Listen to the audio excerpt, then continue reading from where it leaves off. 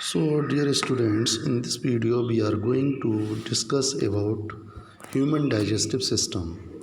So, human digestive system की अगर हम बात करें तो उससे पहले हमको ये चीज़ पता होनी चाहिए कि न्यूट्रिशन क्या चीज़ है। अगर हम न्यूट्रिशन को देखें तो व्हाट इज़ न्यूट्रिशन?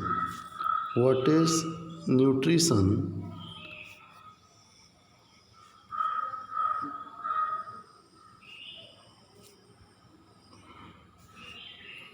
हाँ, तो न्यूट्रिशन को अगर हम डिस्कस करें, न्यूट्रिशन देखिए, जो हमारी बॉडी की वेरियस एक्टिविटी के लिए एनर्जी चाहिए होती है, हर एक सेल को एनर्जी चाहिए है, उस एनर्जी का कोई तो सोर्स होगा।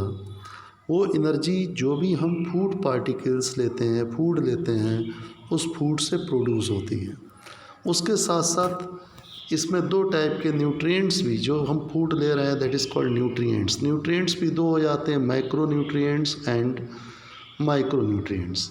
मैक्रो न्यूट्रिएंट्स में हमारे लिए वो हो जाते हैं जिनसे हमें एनर्जी मिलती है, जैसे कार्बोहाइड्रेट है, फैट है, प्रोटीन्स है। प्रोटीन्स बॉडी बिल्डिंग के लिए ज़रूरत है और कार्बोहाइड्रेट एनर्जी के लिए ज़रूरत है। इसी तरीके से ये सारे जो होते हैं न्यूट्रिएंट्स कहलाते हैं, मैक्रो न्यूट्रिएंट्स। अच्छा, vitamins, minerals, water, they do not give energy but they are also required by our body, so they all comes in the category of nutrients. Now अब अगर हम बात करें कि न्यूट्रिएंट्स तो ये हो गए, तो न्यूट्रिशन है क्या? The process of intake of food and utilize it for various activity या various functions of the body in different systems is called nutrition. After that हम बात करें न्यूट्रिशन के बाद, जो ह्यूमन में न्यूट्रिशंस के स्टेप्स, न्यूट्रिशन कई स्टेप्स में होता है, जिसमें हम स्टेप वाइज न्यूट्रिशन को लें अगर, तो हमारे पास स्टेप, न्यूट्रिशन के स्टेप होते हैं। First step ingestion. Ingestion means होता है, पहला स्टेप यहाँ पर ingestion. Ingestion means taking of food inside the body. जो मोड ऑफ न्यूट्रिशन दो टाइप के होते हैं, एक ऑटोट्रॉपिक, हेट्रोट्रॉपिक। हेट्रोट्रॉपिक में जो मोड होता है वो होलोजोइक मोड ऑफ न्यूट्रिशन है, जिसमें फूड पार्टिकल्स कंप्लीटली हमारी बॉडी के अंदर जाएंगे। इस मोड को हम बोलते हैं होलोजोइक मोड ऑफ न्यूट्रिशन। तो इसमें हमारी बॉडी के अंदर फूड पार्टिकल्स पहुँचेंगे और वहीं digestion inside the means break down of this food item take place inside the body. दूसरा स्टेप है इंजेशन के बाद दूसरा स्टेप, दैट इज़ डाइजेशन। जो फूड आपने लिया उसको अब हम डाइजेस्ट करेंगे। तो डाइजेशन भी डिफरेंट प्रोसेस।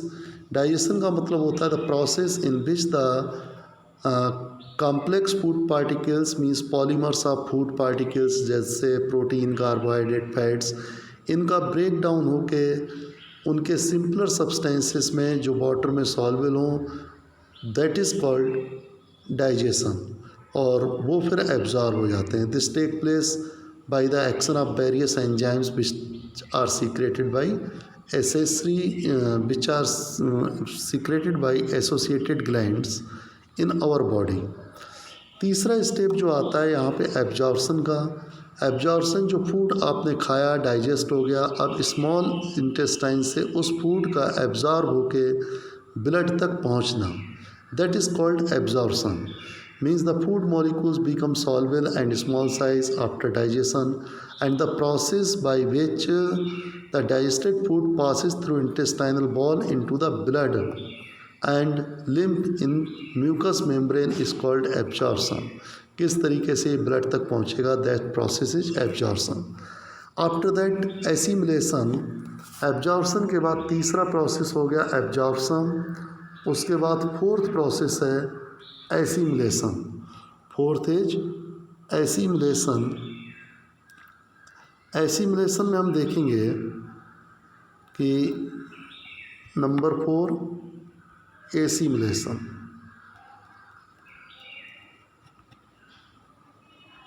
तो एसिमिलेशन का मतलब होता है जो food conversion of absorb food into energy, means उस फूड से एनर्जी तक रिलीज करने के लिए, that is called assimilation. After that egestion जो होता है, जो portion of food which is undigested, जो डाइजेस्ट नहीं हो पाया and not assimilated, that should be remove from our body and removal of this from our body is called ejection. So in this way, these are the 5 processes which take place in nutrition. Now we are going to discuss nutrition in human beings. तो human beings में nutrition के लिए means पहला process तो ingestion हो गया। Ingestion में food holozoic mode of nutrition है, आप सबको पता है, जिसमें फूड हम अपने हाथ से माउथ के अंदर लेके जाते हैं और दिस केवल taking the food inside the mouth is called ingestion. उसके बाद जो डाइजेशन शुरू होता है, डाइजेशन थोड़ा लेंथी प्रोसेस है ह्यूमन बींग्स में, तो इसको हम स्टेप बाय स्टेप डिस्कस करते हैं। तो डाइजेशन के लिए एक हमारे बॉडी के अंदर पूरा एलिमेंट्री कैनाल होता है, एलिमेंट्री कैनाल, और इस एलिमेंट्री कैनाल के जो पार्ट होते हैं वो पार्ट, ये एलिमेंट्री कैनाल माउथ से एनस तक होती है। It starts from mouth and ends to anus. तो यहाँ से माउथ से एनस तक जो डिफरेंट पार्ट्स इसके हैं, उन पार्ट्स को अगर हम बात करें तो पहला पार्ट माउथ,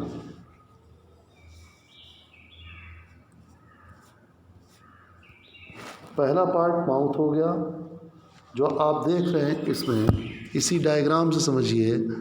माउथ के साथ दिस पार्ट इज माउथ, और माउथ के बाद दिस इज माउथ। मीन्स इसको मैं एक एक करके डिस्कस करते हैं। तो माउथ के अंदर हमारे डिफरेंट ऑर्गन्स और भी प्रेजेंट हैं, जैसे माउथ के अंदर टंग है, टीथ है, salivary glands. Means tongue, teeth and salivary glands, these 3 parts are inside the mouth. और इनके फंक्शन की हम बात करें तो फंक्शन, एक एक उसका फंक्शन जो लोगे वो फंक्शंस हम डिस्कस करते हुए अभी चलेंगे। तो अब देखिए, जो टीथ का काम है, सबसे पहले टीथ क्या करते हैं? टीथ फूड को च्यूइंग और कटिंग का काम करते हैं।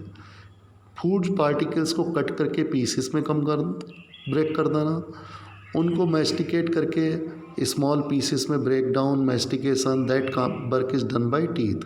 तो you can say teeth help in physical digestion. केवल कोई नया प्रोडक्ट नहीं बन रहा है, केवल फूड को ग्राइंडिंग, च्यूइंग, मैस्टिकेशन इनका काम है। उसके बाद जो फूड हमारे माउथ में पहुंचता है, तो माउथ में जो सैलाइवरी ग्लैंड्स होती हैं, वो सैलाइवरी ग्लैंड एक water like solution, water like substance बनाती हैं, जिसको हम सैलाइवा बोलते हैं। और इस सैलाइवा में और भी कई चीज़ें होती हैं। सैलाइवा में एक एंजाइम होता है सैलाइवरी अमाइलेज, सैलाइवरी अमाइलेज, जिसको हम टाइलिन बोलते हैं। ये सैलाइवरी अमाइलेज भी बहुत यूज का होता है, जो स्टार्च को माल्टोज में कन्वर्ट करता है। तो saliva is a water like solution which is secreted by salivary gland. ये फूड को लिक्विड मीडियम प्रोवाइड करता है, जिससे कि फूड वाटर इस सैलाइवा के साथ मिक्स होके एक सेमी सॉलिड टाइप बन जाता है। और इसके साथ साथ सैलाइवरी ग्लैंड का एक फंक्शन और होता है, सैलाइवरी अमाइलेज को सीक्रेट करना। ये सैलाइवरी अमाइलेज जो है वो डाइजेस्ट करता है किसको? Salivary amylase help to convert starch into maltose, starch into maltose. देखिए, जैसे हम खाना खाते हैं, रोटी ली आपने और रोटी को मुंह में चबाना शुरू किया, तो रोटी शुरुआत में तो मीठी नहीं लगती, लेकिन धीरे धीरे कुछ समय बाद माउथ में चबाते रहिए, अब वो मीठी लगने लगती है। इसका कारण ये है कि वो उसके अंदर जो स्टार्च था, वो स्टार्च अब माल्टोज में कन्वर्ट हो गया, और उस माल्टोज को कन्वर्ट करने में जो एंजाइम था, वो एंजाइम सैलाइवरी ग्लैंड से सीक्रेट होके आया, जिसको हमने सैलाइवरी अमाइलेज बोला। तो इस तरीके से डाइजेशन माउथ में ही शुरू हो जाता है। ध्यान रहे, डाइजेशन स्टार्ट्स फ्रॉम माउथ। अब माउथ से जो फूड डाइजेस्ट हुआ, सैलाइवी लिक्विड मीडियम प्रोवाइड किया। अच्छा, टंग, इसको जो टंग माउथ के अंदर है, वो इस फूड को चर्न करती है, और चर्न करके सैलाइवा के साथ अच्छे से मिलाने में हेल्प करती है। और फूड को swallowing में भी हेल्प करती है। Means tongue also help in the swallowing of food. उसके बाद जो फूड है, अब कॉमन पैसेज होता है एक नेजल कैविटी का और माउथ कैविटी का, जिसको हम फेरिंग्स बोलते हैं। तो फेरिंग्स में कॉमन पैसेज हो गया। अब इसके आगे एक ट्रैकिया और एक ईसोफेगस मीन्स फूड पाइप और विंड पाइप। तो oesophagus is food pipe and trachea is wind pipe. जब फूड को सॉलो करते हैं तो हमारी ट्रैकिया क्लोज हो जानी चाहिए, अदरवाइज फूड पार्टिकल ट्रैकिया में पहुंच गए तो हमको एकदम खांसी तेज़ी से आ सकती है, जिससे कि फूड पार्टिकल्स को बाहर निकालने के लिए वो रिफ्लेक्स एक्शन होता है। तो उसको बचाने के लिए एक स्ट्रक्चर होता है एपिग्लॉटिस। एपिग्लॉटिस का काम होता है ईपीग्लॉटिस, EPIGLOTTIS। एपिग्लॉटिस ये क्या करता है, इट क्लोजेस ट्रैकिया, ट्रैकिया के पैसेज को क्लोज कर देता है जब फूड पार्टिकल्स हम सॉलो कर रहे होते हैं। At the time of सॉलोइंग of food the trachea is closed by a flap like structure called epiglottis so that food particles may not enter in trachea. After that आप देख रहे हैं इसमें एक पैसेज, ये माउथ के बाद एक ये लॉन्ग पैसेज आप देख रहे हो जिसको ईसोफेगस बोला है। ये ईसोफेगस, इस ईसोफेगस में फूड माउथ में जो सैलाबा के साथ मिलते उसको हम बोलते हैं bolus. Mouth means food particles mixed with saliva to form a bolus. वो बोलस मीन्स सीधे से फूड इसके अंदर जाना हो गया ईसोफेगस। अच्छा, ईसोफेगस में लगातार कॉन्ट्रैक्शन एंड रिलैक्सेशन मूवमेंट होते रहते हैं। इन ईसोफेगस दीज आर, ये आप देख रहे हो ये सैलाइवरी ग्लैंड है। ये ईसोफेगस का एक क्रॉस सेक्शन दिखाया है। इसमें देख रहे हैं कहीं पे फूला हुआ पार्ट है, कहीं पे पिचका हुआ। जो फूला हुआ पार्ट है ये यहाँ पर फूड पार्टिकल्स हैं जिसकी वजह से ये फूल गया है। अब यहीं पे अगली बार ये पिचकेगा, यहाँ पे मीन्स नैरो ट्यूब हो जाएगी, उसके बाद फिर एक्सपेंड। तो ये बोलस को ये यहाँ देख रहे हैं अभी यहाँ है, फिर ये यहाँ पे कॉन्ट्रैक्ट होगा, ये कॉन्ट्रैक्ट हुआ और इसके बाद फिर ये फूड नीचे चला गया। तो इसका मतलब ये फूड ऊपर से नीचे लगातार जा रहा है। इसके लिए contraction and relaxation movement in the balls of oesophagus हो रहे हैं और इन मूवमेंट को हम पेरिस्टालसिस मूवमेंट या पेरिस्टाल्टिक मूवमेंट भी बोलते हैं। तो ईसोफेगस से फूड आगे कैसे बढ़ता है, with the help of contraction and relaxation movement which is called peristalsis. तो अब इसमें पेरिस्टालसिस से फूड पहुँचते पहुँचते इस मतलब ईसोफेगस से फूड कहाँ पहुँच गया, स्टमक में। जो स्टमक में अब डाइजेशन शुरू होगा, स्टमक की इनर बॉल्स में नंबर ऑफ ग्लैंड्स होती हैं जो गैस्ट्रिक जूस को सीक्रेट करती हैं। गैस्ट्रिक जूस जो होता है, gastric juice is secreted by inner ball of stomach और इसके कंपोजिशन होते हैं, इसमें होता है पेप्सिन एंजाइम गैस्ट्रिक जूस में, इसमें होता है हाइड्रोक्लोरिक एसिड HCl, इसमें होता है म्यूकस और इसमें होता है rennin. These are the component of gastric juice पूछे जाते हैं इसमें। अब इनका एक एक करके जब हम इसका फंक्शन की बात करेंगे तो पेप्सिन का काम होता है, pepsin digest protein in acidic medium. Pepsin protein को डाइजेस्ट करता है। बात आता है उसके बाद हाइड्रोक्लोरिक एसिड का क्या काम है। HCl का काम जो है, दैट HCl